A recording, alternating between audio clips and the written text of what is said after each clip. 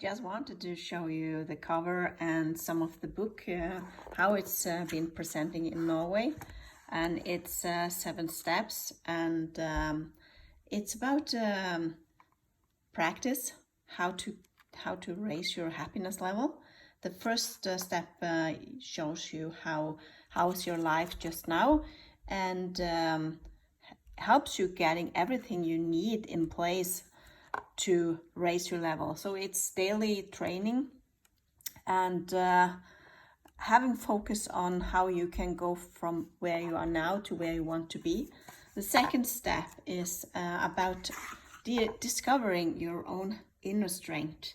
So we are all born with this great potential, and our happiness is inside. So it's about how to raise your level of self-esteem, find your inner strength, and to rediscover who you really are, because we are all born with a potential and so many strengths. And when we grew up, we get parents that says, you shouldn't do this, you should do that, and we kind of get into this, some of us at least, get into this pleasing and trying to fit in instead of knowing what we really would like to do and knowing ourselves.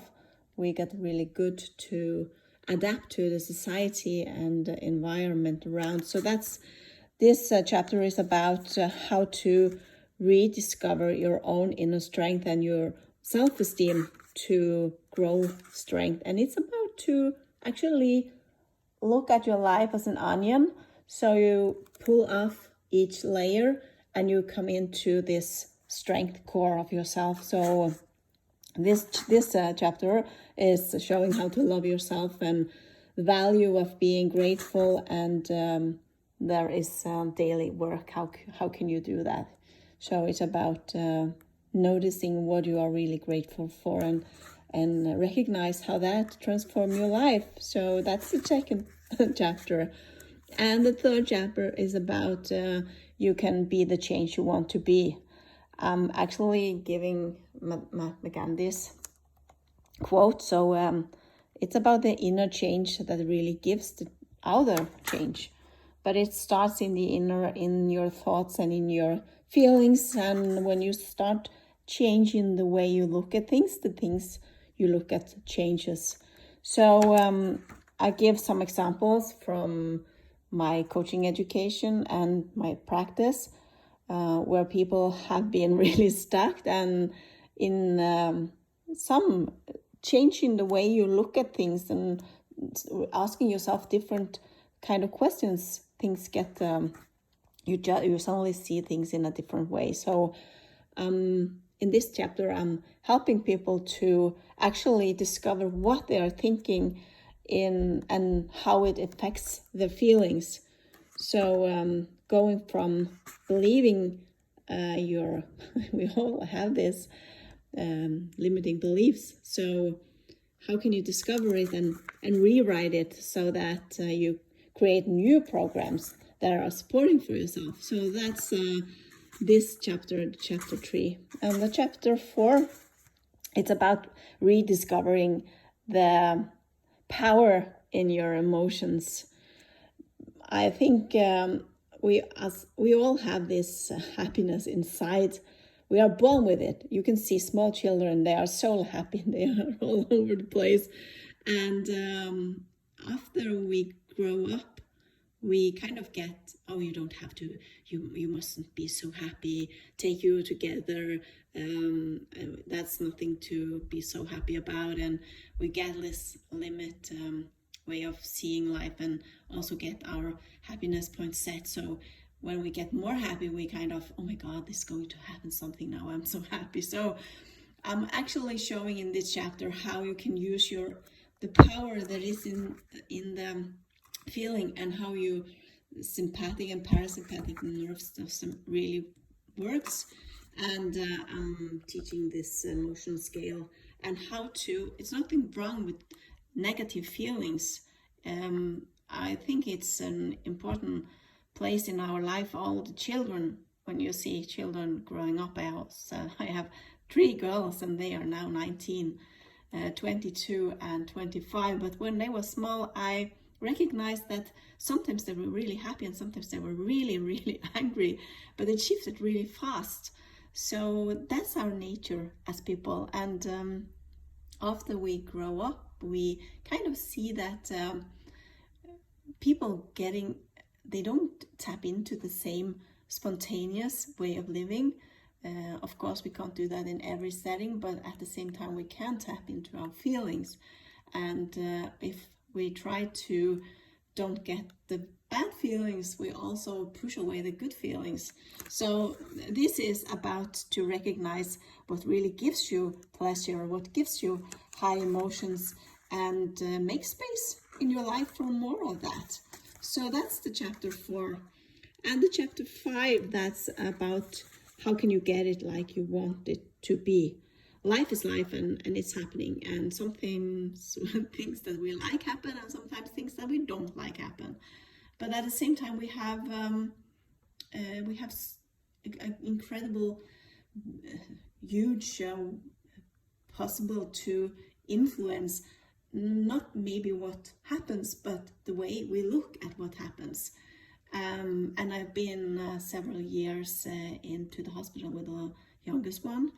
She was born with heart disease. So when I could recognize that when we was in the hospital, people was really looking different at different perspectives on the same situation. So it's actually not so much about how things happen or what happens. It's more like how can we take it in the best way. So that's this chapter is about. And I also give examples and histories about Christine. For example, every chapter is some story about someone I have coached and how they can use their stories as an inspiration. And they also get exercises how to discover the feeling and take responsibility for it and then let go of it. So that's the chapter 5. And the chapter 6 is about how to reach your dreams. For me, at one point, I discovered that my life could be over like this. So I was like, okay, what have I on my bucket list that I haven't yet discovered or realized? And I could see there was a lot of stuff, and I was, oh my God, I'm not going to be on my 80s, 90s and regret all the things I didn't do. So I started doing things on my bucket list, and that was about something about traveling the world, and I did so. I've taken my family to, we have been traveling Asia and we've been to US. That was my dream. So after that I've been several times, both alone and also with my family, and I also travel a lot. And we have bought a summer house, the car that I would like to have, started a business, and also publishing my books was also part of the dream. So for the last year I have lived from Disney's quote that if you can dream it, you can do it. So I'm actually showing people how they can live their dream and get from where they are to where they want to be. So and it's all about visualizing and allowing it to happen. So I'm giving them step by step to create vision boards and how to kind of reach their dream and goals.